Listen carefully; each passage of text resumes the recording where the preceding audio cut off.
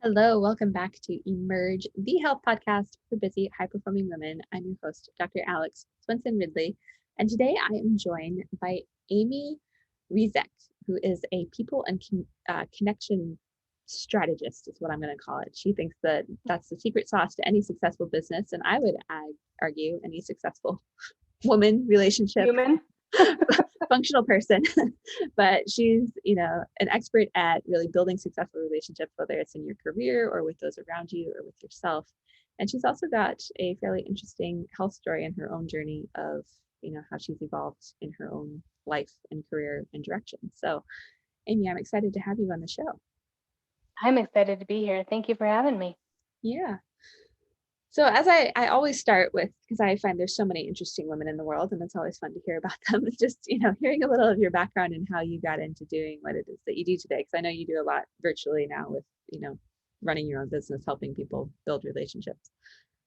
Yeah, I know. You hit a really good point there of how many women are just amazing out there. And I have to tell you that when I started my journey to entrepreneurship and running my own business, that was one of the things that jumped out at me is how many amazing women are out there doing some amazing things.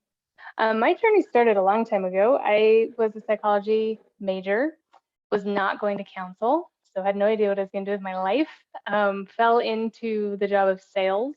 I needed a job. Somebody said, this is a good company. So I applied for something called inside sales that I did not know what that was at the time. I also had no background in what I was selling either. So I kind of just took a leap and they hired me and I was dialing for dollars my first year there. However, I quickly found within the next couple months of being there that I really actually loved it. And it was because I was connecting with people and solving problems for them and figuring out how we could partner together. They needed a product, whether it was ours or the competitors, but then trying to figure out what made us stand apart and all those things. So really started to love it. And within about a year, they transitioned me out to outside sales. So I had about 8 states that I covered for 17 years. So I was on a plane a lot doing the song and dance and the conferences and the meetings and the happy hours and all the things. And really just started getting burnt out with a couple different things. One, how the last company I was with around 3 companies in that 17 years, how they were managed and their where they were going within their next 5 to 10 years. And then really being bored, not really being challenged anymore. Was in the day to day. I was making money, but I was also on a plane all the time and I was exhausted and nothing was new. And so it just was a time to really reevaluate and see what was going on. And then I did that and I jumped out of that and I went into a different kind of realm with corporate still within what I was selling, where I came from. Did not love that, but it was a transition side for me. So I was transitioning through. And then my whole world fell apart. My mom and my stepdad lived in Arizona. They were retired. I'm an only child. And within 10 months, I lost both my stepdad and my mom. My stepdad had all of a sudden had a brain tumor and was gone within about 2 months. And my mom had battled uterine cancer for 5 years. And so she was already doing chemo and all the things. And so by the time I went down there to help her with my stepdad's arrangements, she was very sick. So they, a week later, put her in hospice. So I actually moved down to Arizona for about 6 months and lived with her and took care of her and really took a step back in my life of, okay, let's now start reevaluating what's important. It's not the money coming in, so I need to figure it out.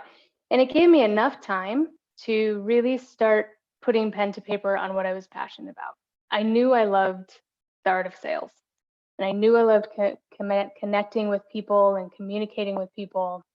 I also knew I loved corporate. I do really have a passion for corporate. I would tell you I'm not a natural entrepreneur. Don't love a lot of it that goes on behind the scenes. I really do have a passion for corporate. So how to interweave that was a challenge and learning curve. And then the last thing that I had always kind of experimented with and was just interested in with the way I sold was nonverbal communication. So I knew that if I was going to build something that went back into corporate for trainings and things like that, that it would need to not be fluffy, would need to have some weight. So I got certified by a company actually out of Oregon that's all they do are scientific studies around nonverbal communication in humans. So I did about a 10-month course and then got certified, and then put all that together with my knowledge and the years that I had in the sales industry and boots on the ground, and thought, okay, what was I really, really missing when I was in corporate? And it was always the training. It was always amazing to come together, quarterly, yearly for conferences, those types of things, and get the team together and do all the fun things. But then when we sat in the boardroom for 8 hours a day and the training was the same training for 17 years, because your sales VP doesn't have the bandwidth to figure out what they need to train on, that's not really their expertise, and it probably maybe not should be what they're doing, just because they also are the ones that are asking you for numbers. So there's kind of a conflict there on trust. So all those things. And I thought, that's what I love. And that's what was missing. So that's what I created about 3 years ago. And that's what I do now. It's a really long answer. No, that's good. But there's so much that I find, interesting and relevant in the story you shared, just because I know so many women who listen to this show are maybe in this place of transition, or, they're at the point where you started, where like not necessarily bored, but like not really enthused and impassioned by their career or their, what they've been doing, or like there's pieces that they know that they love, but they can't figure out how to put them all together, right? This is something I actually coach quite a few women on, as that kind of transition into another career. So it's interesting to me just to hear, how you were able to do that and look at that. And, also the, like, a lot of us have an event or something that happens where we recognize like, this is not the thing. This is not what's important. And I'm sorry to hear about your mom and your stepdad, but thank you.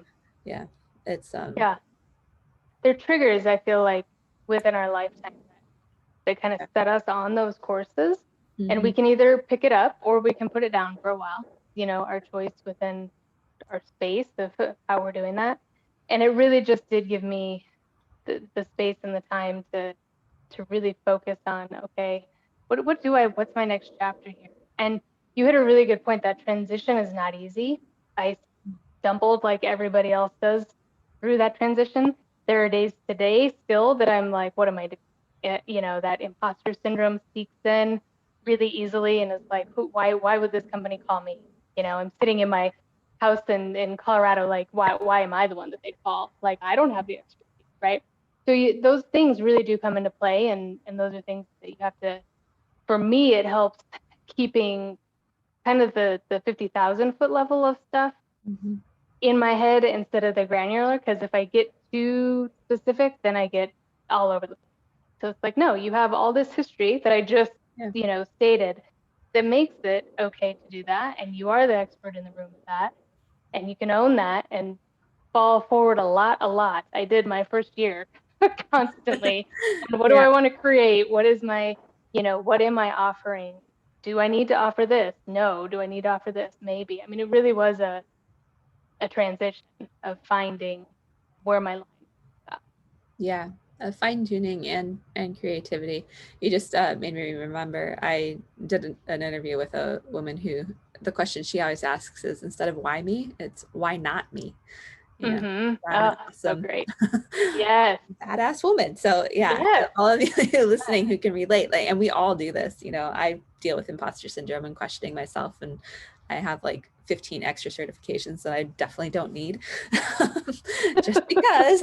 And part of it's that I love to learn, and I know we have lifelong learners on here and stuff too, and that's fine. But it's when you're doing it for the wrong reasons that it becomes an issue. So I love that question. Why not me?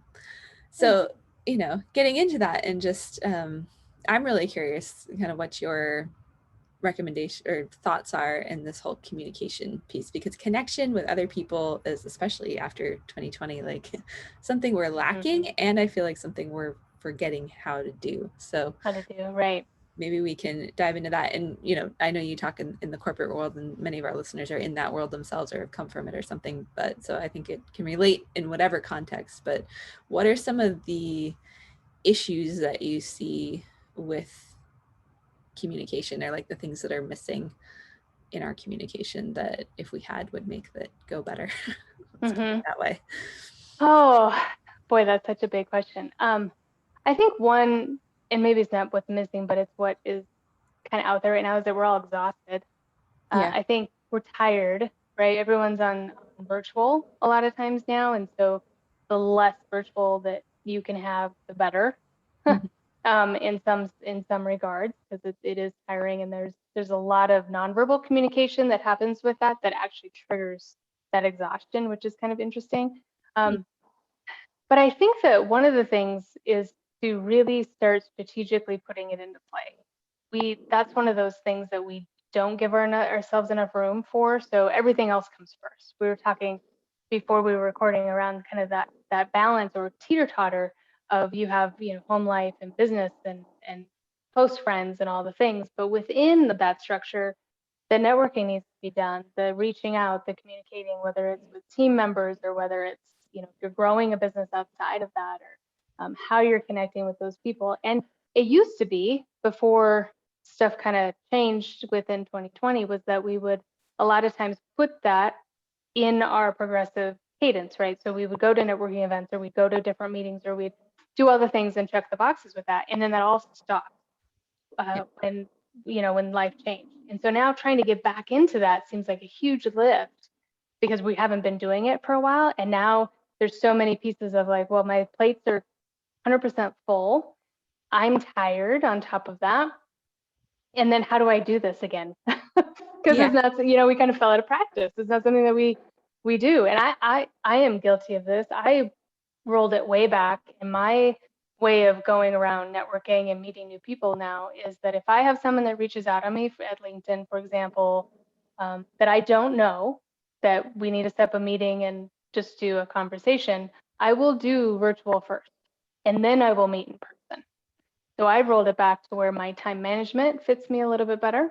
Yeah. But it's strategic for me, and it helps along the way. And then if things are great and we want to move forward and want to connect, then we'll grab coffee or drink, or something. And then just being really strategic about it. I think prior to, we were kind of running around all over the place thinking that we needed to connect with the whole world. And now we can really roll that back and be strategic and mindful of who we are interacting with and why. But yeah, that interaction is a little rusty per se when we're meeting people. So giving yourself a lot of grace around that, but also prepping yourself and remembering that it's you're sharpening your pencil again on a learned behavior that you haven't done in a while. So, putting that back into practice and making sure that you have, questions prepared, not just what do you do and who are you and what's your name, but, some authentic things, and remembering to just be. Yeah, I think that's really important. And I know I've struggled with this and talked about this a little bit on the show. Well, maybe not that much actually, but like I just recently, at the beginning of the summer, went 100% virtual. So I no longer have an office space. And because I spent so much time at the office, that was like my social time, right? So I'm friends with my patients, and this is when I was still doing chiropractic stuff. And like, that's how I got my social time in. Not like I don't also have friends, but like it was very, they're all busy too. So we didn't see each other as much. And since I've come home, I'm much more aware of like, oh, I actually have to try to, be intentional about getting out to see people and like maybe meet some new people that are like, how do I do this again? But also for women in particular, this is actually how we process stress. And I think so many of us have lost that outlet, or we don't make time for it because it feels like we don't have time for ourselves, since we've talked about. But we don't do so much the fight or flight thing, but we do more attend and befriend. So we need to make sure everybody's okay in our in our flock, whatever that is, furry and human. And I know you have furry kids too. Mine's walking in the background. And then we need to just sit down like with a coffee or a tea or a glass of wine or whatever your thing is, and talk. Like we have to talk it out. And husbands aren't always good at this because they expect us Right. to, they think we need an answer, and we're like, no, we just need you to listen. Right. We don't need you to solve. Yeah. Yeah, I remember when I told my husband that, he's Just like, I pour don't the know what wine. to say. I'm like, you don't have to say anything, just listen to Don't me. say anything. Right. Yep. Absolutely. Yeah. So I think that's really, valuable to just be talking about and thinking about this again, especially as we go back into the world. Yes. Huge. You're completely right. We take care of everything else and then think we don't, because time management's huge and we don't have enough time for it. And then we're tired and all the things. And there was something I just read recently that stated you're not overworked or tired because of all the things you're doing. You're overworked and tired because of the things you're not doing, because you don't have enough joy and things that you truly love and connecting with in your life.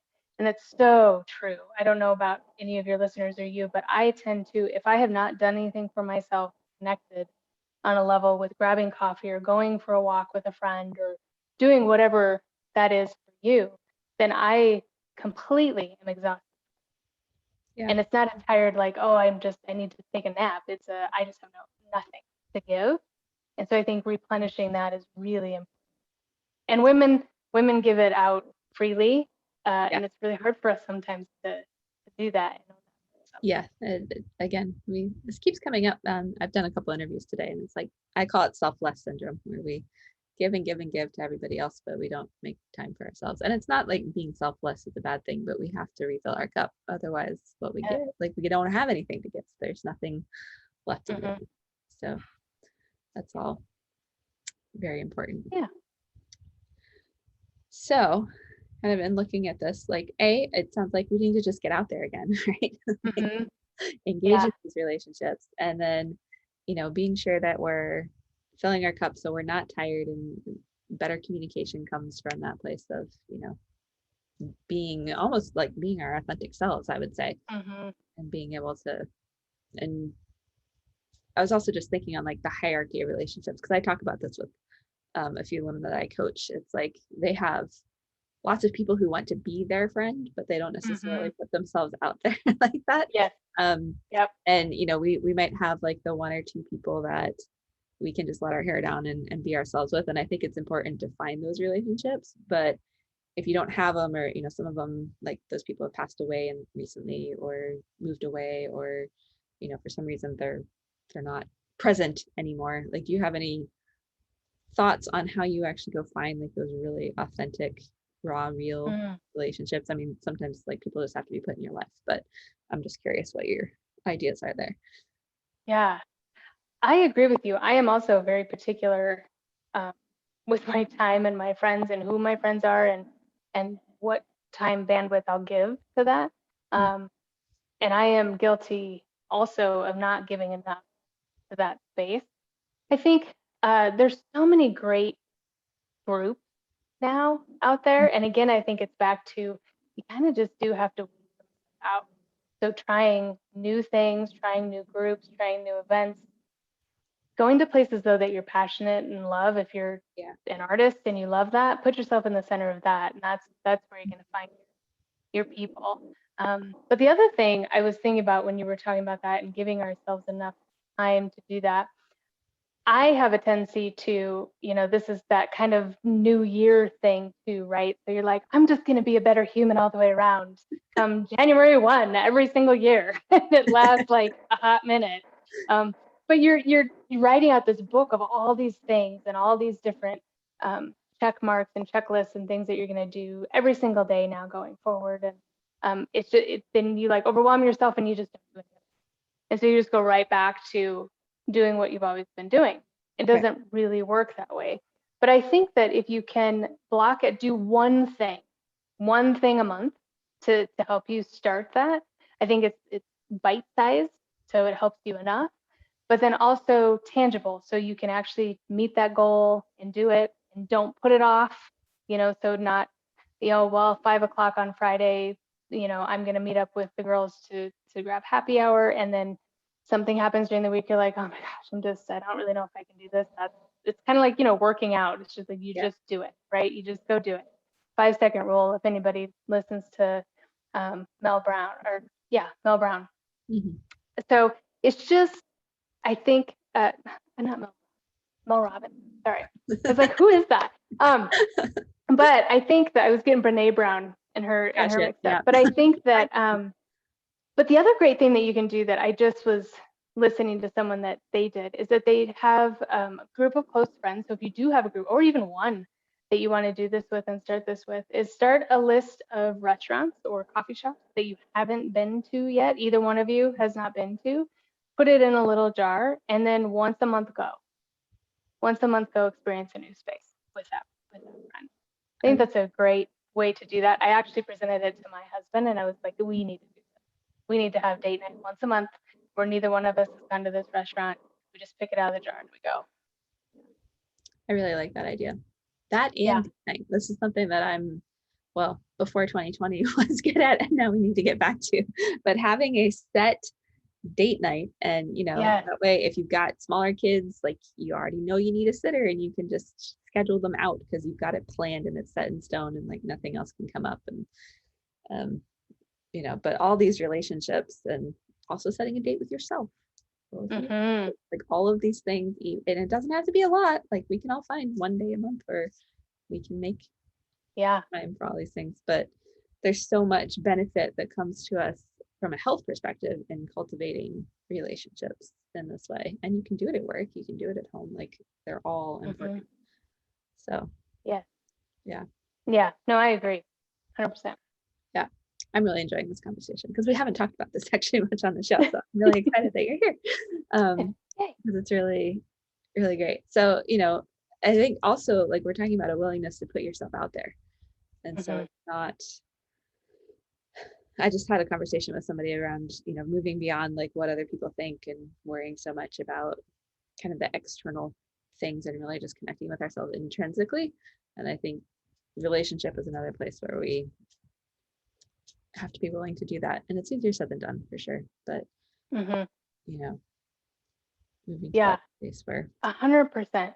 It's that authenticity that really comes out, and that we tend to, I think, especially with the transition to everyone being virtual too, that's hard. We have to put into practice to show that. So when we're in person, we tend to just naturally show that a little bit more with the way we walk, and the way that we smile at someone, or the way that we tilt our head a little bit when we're talking. Those are all very natural things that we do that are authentic to us, and people can read that. It's a lot harder to do that in virtual. So I think that we are then kind of trapped a little bit in figuring out how do we do that again, around people in public when we're actually attending some things or starting to go out again. That's an adjustment because we've been really safe, I guess this would be the word I would use, with even myself, with our comfortable clothes on at home and just all the things, and now we have to go back out, and you're like, oh, this is a lot. So I think that transition is really difficult, and going back to, all right, what is there maybe one thing that I can do that I would feel good about if I attend this network, or if I go to coffee with, all those things, giving yourself the grace, but also recognizing you are pretty amazing in who you are. That didn't change in the last year and a half. And take one of those things that you love about yourself and think about that when you're going in. I love that. And just having, and it almost goes to like gratitude for yourself, or it's a positive affirmation in some way, and all of that's important. And you brought up what I think is an important point, but as I'm sitting here in my leggings and my nice shirt, I have shorts and tennies on and a dress shirt. There's ways that we can present ourselves on camera, but I think it's important. Like, the last couple months have, especially since I went 100% virtual, like, I change out of the sweatpants. Like, leggings are comfortable, that's fine, and I can make it look nice, but especially days where I actually work, or like am interacting with clients, or heaven forbid go into town, like I'm a little out of town, so I actually like do my hair and like get dressed for real, like I would going to work. And I think there's so much not like it really, it's an external thing, but I think there's also something that happens internally for us when we you know, take the time to like do something that we feel good about, right? And so that's where like get dressed, Yeah. ladies. So I'll Yeah. just- Yeah. Self-care is self-love, right? yeah, I yeah, feel like self-care truly is self-love. Like you're giving yourself the time, the space, you know, that even it's weird because I was like, how did we get anything done prior to virtual during our days? Because we got, you know, fully ready, went to work, you know, from 8 to 5, came home, did all the stuff, cooked dinner, did all like, how did we do that? I don't even, you know, from, you know, now I get out of bed if I'm not on camera at all, you know, grab my coffee, slowly have a morning, maybe shower at like 10. Like it really is a it's a different different, world. yeah, And so if you let it get away from you too much, then it again kind of bogs down that mindset of who you are and what values you do bring to the yeah, table, because there are a lot. yeah. And I think that brings up something we were talking about before we hit record too, and that was you were sharing like feeling like you weren't getting anything done, you know, Yes. that was important today. And I think this is a valuable conversation to have too, because I've had those days where it's like nothing's going the way it's supposed to, and all the things I wanted to get done aren't happening, and like yada yada yada. And we can go down this whole rabbit trail of just like judging ourselves and feeling guilty and all this stuff. And I think you shared something that you can just kind of talk about your experience today, but I was like, that's really good, like reconnecting to, okay, what am I actually doing today Right. realistically? Right. Yeah, I think we forget that because in our mind we think, okay, this is how the day is going to go. This is my agenda. This is my checklist.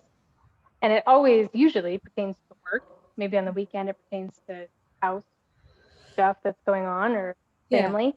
But I think too that balancing act of more of a teeter-totter. I don't know if any of your listeners listen also to Simon Sinek, but he has a great talk around how balance is not a thing, but the teeter-totter really is the effect that we're going for. yeah, So you don't necessarily have to have everything balanced. Just you're, you know, one side might be a little heavier than the other some days. And that's exactly what was happening today. You know, I was running around. We have 4 little furry kids in the house. One is kind of in rehab mode, so we're having to do some extra stuff there. And it just takes a little time. I'm sure a lot of your listeners have kids, they get it, right? It takes time in the morning to like do all the things. And it feels like, oh my gosh, it's 9 o'clock. And one, I haven't done anything, quote unquote, and two, my day's gone, feels like already. And that's exactly how today was this morning. And then I went out to an appointment and I was talking to her about it. And I was like, yeah, I just feel like I haven't gotten anything done today, nothing at all. And then if I stopped to think about it, I would think, oh, actually, you know, we did all the stuff with the dog that we needed to. I got some of the emails out that I needed to. I'm recording a podcast today, and I have a proposal that's going out the door today. Just that's the job stuff. That's enough for one day. it If is. the balance and the teeter totter is weighed more towards personal today, and that's okay. But allowing ourselves the permission to say that's okay is a different thing, right? And having Yeah, to check in constantly, I have to check in constantly to say, yep, that's an okay thing today. It's completely fine. Um, the other thing that I think too is valuable is writing down instead of, you know, we always write down our it's on a calendar or whatever preference it is for you guys, but of what your day to day is, right? So what you're going to get done today, it might be that you need to call 5 people or you're doing this or you have a dentist appointment, all those things. But then I think it's really valuable to take the time to write down what did you accomplish. So in yeah, a separate checklist, what were your accomplishments today? And you can do that by noon. That's a huge win. Instead of at the end of the day where you're like, oh my gosh, I'm just so frustrated. I don't have time for that. Now the kids are home or I have to cook dinner. You know, everything kind of gets away from you.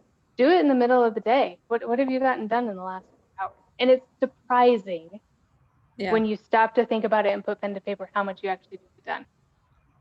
And you're hitting on a really common trait among us overachieving high performers, which is, you know, we don't acknowledge anything. And I've been super Yeah. guilty of this. And when you, like you said, you know, sit down and actually just go back and look at it, it's often surprising. And you're like, oh, okay, maybe I should stop, you know, holding myself, Mm-hmm. you know, whatever it is. And it's also okay to stop. Like you don't have to do everything in one day. And I think Right. so many of us forget that. And especially us in the entrepreneurial world, it's like, well, no, I need to do this and this and this and this and this. And Mm-hmm. I found one of the biggest impact things that has really helped me is I learned, I don't know if you've heard of, his name's Craig Ballantyne. He's a Hmm. Canadian guy, but he has this system called Early to Rise. It's not about getting up at 5 a.m. It's not about like being a morning person or any of that. It's just like the first hour that you're up, you do like the most one, two, maybe three important things for your day. And when those are done, like the few times, and I'm getting better at it again, but like when I actually committed to doing it, I finished my workday by like noon and I didn't start until 10. But Yeah.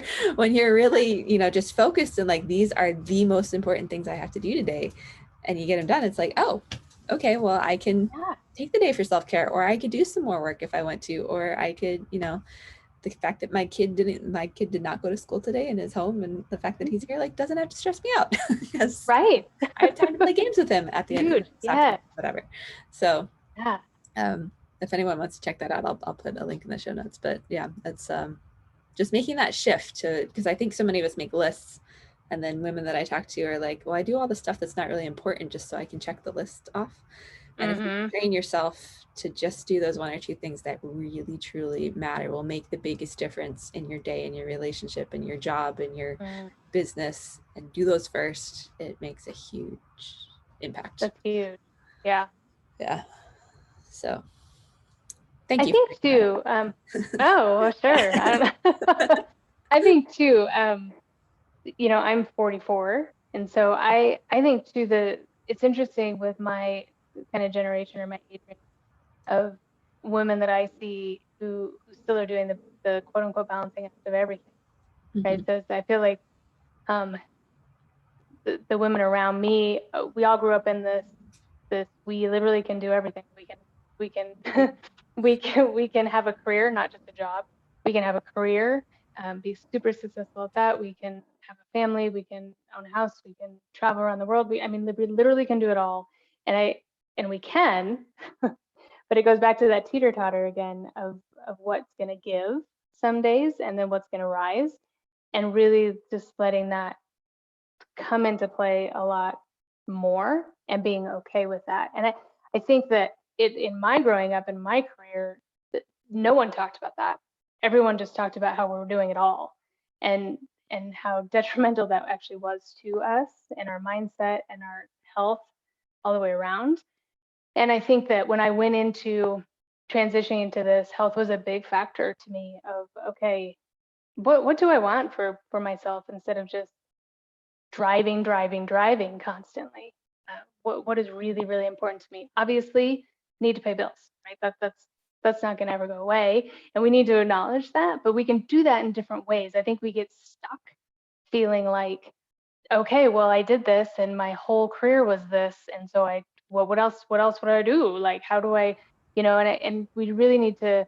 I think our younger generations do that really dang well now. Yeah. You know, where they're in and out of career, you know, jobs for their career 3 to 5 years, whereas we were like, oh, we can't leave. What would we do? And so I think that we need to take a note from them. One of the things that I love about talking to younger generation than me is just getting the pulse and the beat on what they're doing, and that it really does energize me to shift and think of it differently, but really allowing yourself to do that, and that it's okay to do that, because we never were allowed, nobody gave us permission, we didn't give ourselves permission to do that, and I think it's detrimental to our health in the long run.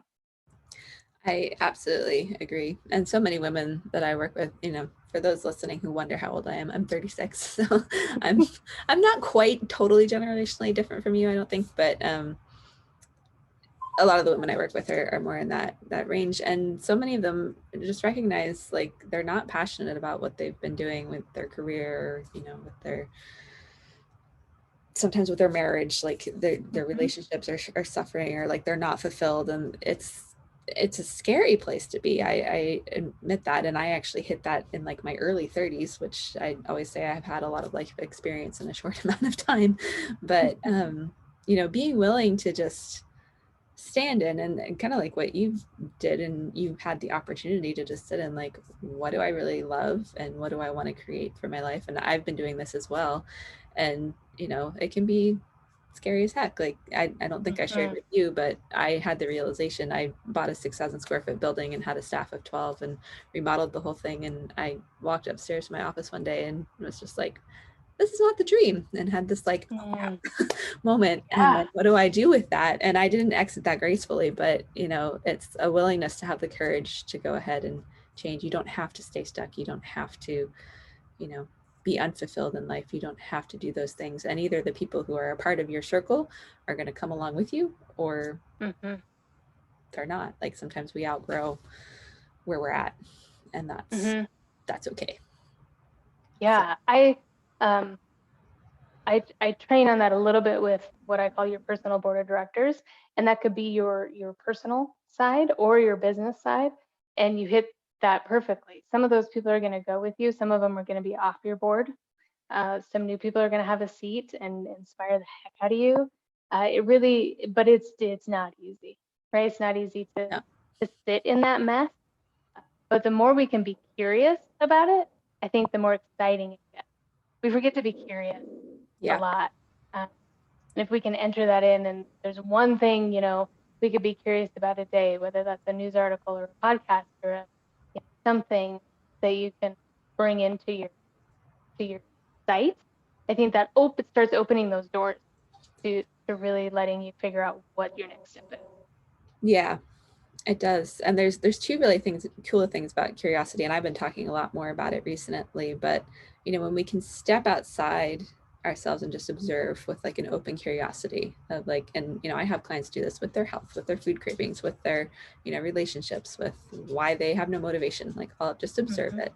But when you bring that curiosity, number one, the stress response actually kind of goes away, because it's more like, I'm just observing this, and okay, so this is interesting. And then it also opens the space for creativity to start to flow. And that's where, you know, you get connected or have new ideas, or suddenly something starts to click and it's like, oh, okay. Yeah. And bringing that right back into how to meet people, that curiosity helps all that as well. Helps the stress level go down, helps the nerves with walking into a room, just being curious of, you know, what do I want to learn about this person? I always say when we did networking events fully, we're slowly getting back there, but you know, I'd always ask the groups, do you love networking? What do you love about it? And there was not one person ever that said, I love networking. I love going. And I think the reason why is because we just put too much weight on ourselves of just kind of going back to that old business model of, okay, I need to get how many business cards and I need to connect with, and you're thinking of your end game instead of the now game. And I think if we can really just be in that moment of, all right, I'm just going to be curious and I'm going to learn one thing about someone that I didn't know tonight. And that's a really fun way to put it into perspective. So the curiosity kind of goes around a lot of different angles within life to, like you just said, bring down that stress level a little bit. But also it's kind of exciting once you start doing that. Yeah, absolutely. And this just popped in my head. I am not a naturally extroverted person at all. And when I was a kid, I was like terrified of talking to people.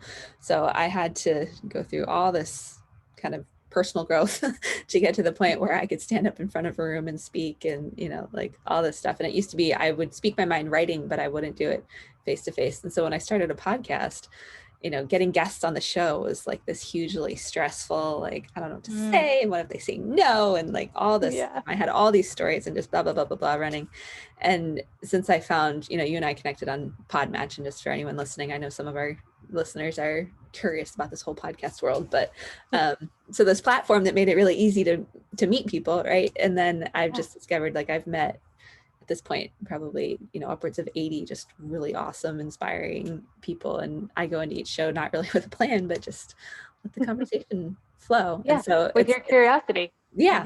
And same thing, you know, we're networking online still, but it's a lot of fun, and I found I really love it, and it's like one of those things that lights me up. So I just thought I'd share that for all of our listeners who are like, I'm not sure about this. It's very very possible, ladies. Well, and this conversation's been like tons of fun, and wasn't at all what I was expecting, so it's been great. It wasn't. We'll put it that way. But just kind of in wrapping up, two things, like where can people connect with you? Sounds like probably LinkedIn is your jam. Yep, LinkedIn is my jam, or my website, salesandpresence.com. Okay, and I'll put links to those and both those in the show notes. And then any parting thoughts, words of wisdom? I mean, we've covered like a whole gamut of things in this conversation, but yeah. Oh my gosh. No idea. How about we'll do a challenge. I'll leave you with a challenge. So I I like would it. say Like the it. challenge would be since we're still kind of, well, let's say for the end of the rest of the year. So the challenge would be for the next 3 months or so to find your little jar and start putting a place in that you want to go once a month, whether that's with someone or on your own, a new coffee shop, a new restaurant, and set it in your calendar and pick out the spot and then do that 3 times by the end of the year. That's the challenge. I love it. And I'm going to do it for myself. I didn't even pull the jar out yet, so I'm going to do that as soon as we get off. Okay, perfect. And I'm going to go find one. And even if you are a listener who lives in like Fairbanks, Alaska, like I do, where it's a super small town and you feel like you've been everywhere, I promise you haven't. So I can think of like 3 places already that I'm like, I haven't been there and I'd like to check it out. So awesome. Well, Amy, thank you so much for joining us and just bringing kind of a new level of conversation to the show that we haven't really dived into a whole lot. I really enjoyed it. You are so welcome. I'm glad I can be here.